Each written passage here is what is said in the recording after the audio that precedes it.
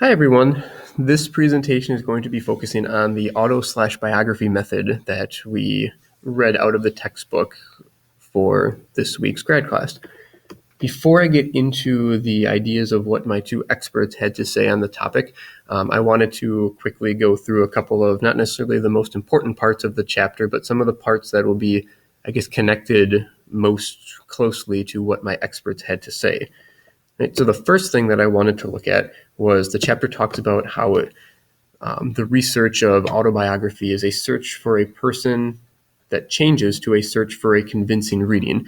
So you may be looking for specific facts and doing interviews and all kinds of other aspects of the research to find out who that person was, but it also incorporates some sort of interpretation that you can put everything together, and then therefore it becomes a convincing reading and can be marketed as something that is fact instead of fiction.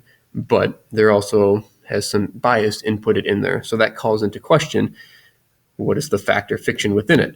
So you have to consider the status of facts, both as the researcher and the reader of it if you are using it as some other form of research later on. Because of the bias and because of some of the fallibility of memory, which you'll see from my experts in a couple other pages or slides, the status of facts gets called into question quite a bit because the biases of what's included and what's not included and what the perspectives have to say change from person to person. So now you're looking at only one person's aspects of it. And because of that, it turns into a detective story, both in finding the best and most convincing facts to include, but also for finding self-worth, in particular for the autobiography method, where you're reflecting kind of on your life or a portion of your life to figure out why it happened or what sort of meaning you can get from it.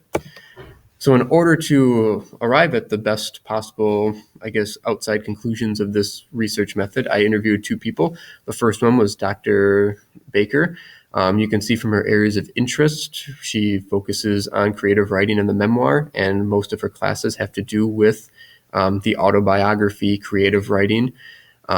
This information was brought strictly from the UW Oshkosh faculty page, so her course schedule is right here. One aspect that I thought was really interesting in making her even more of an expert on this is that she has gone through the process of actually writing, researching, and reflecting on her own life to create her own memoir, which she is currently shopping around and trying to get published. So she has some expert experience on the firsthand knowledge of what happens with it. The second person that I looked at was Dr. Paul Neeson. He's also a creative writing and fiction writer. And outside of his creative writing aspect, he had a connection to a biography that was actually published, being mentioned in the acknowledgments, which I'll come to later on. And before I move on, I thought it would be interesting to note that he is famous for winning the Dude Lookalike contest from the movie The Big Lebowski multiple times. So here's a picture of him there. Right. So looking at the autobiography and the memoir in particular, this information comes from Dr. Baker. So all the quotes here are what I pulled directly from my interview with her. So she started off by showing the differences of an autobiography is full story of one's life versus a memoir is focusing on a specific period of time. An autobiography may be chronological and a memoir may be, here's the event, now I'm going to go back in time to reflect on a memory about a person or something to set context, or that helps with this obstacle that's going to be overcome. So it jumps around a little bit more in time.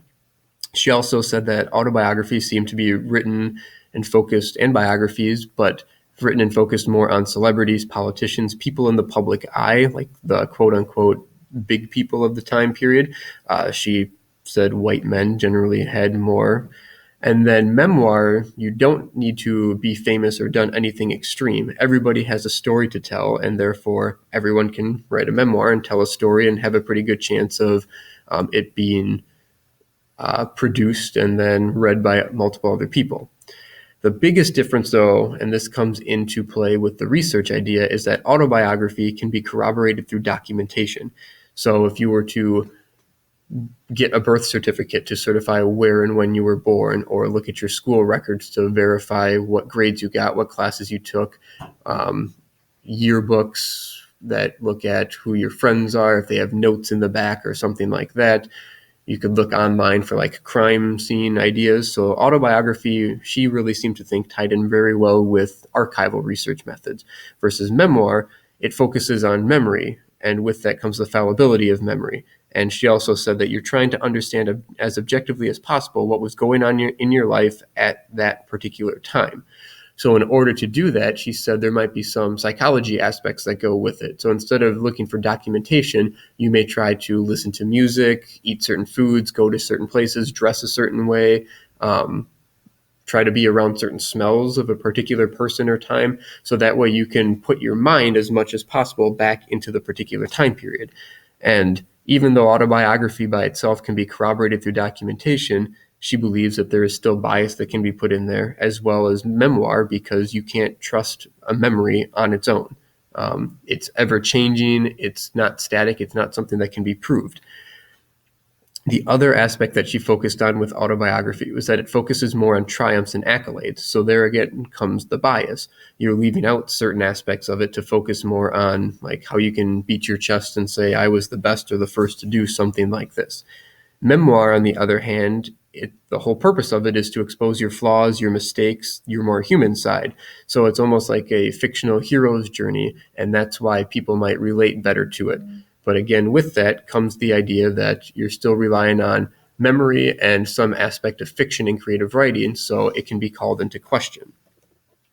Now, Dr. Neeson talked a little bit more about biography and his role in a specific book, which is here, Every Love Story is a Ghost Story by D.T. Max. He was fortunate enough to know David Foster Wallace before he became like a famous writer. So the biographer found out that information, probably through some archival methods, and contacted Dr. Neeson about information. So here is a screenshot of the acknowledgments page with Dr. Neeson's name highlighted to show that he is in fact considered and kind of an expert on David Foster Wallace because he could offer this perspective.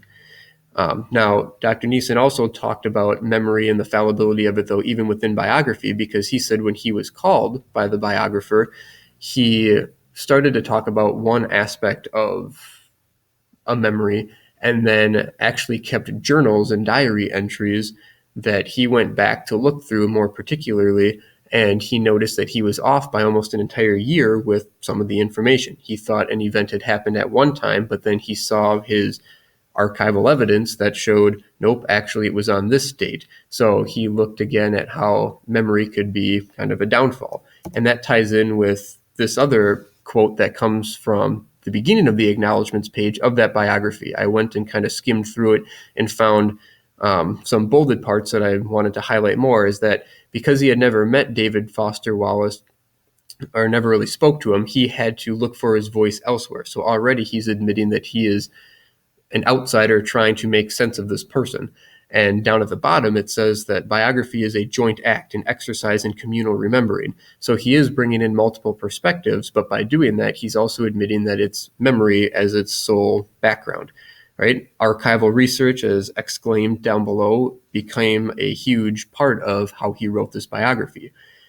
Dr. Neeson also mentioned, though, that some of the events that he talked about in his interview were not mentioned within the biography. So there again comes that bias of what is worthy and what is not worthy of being mentioned.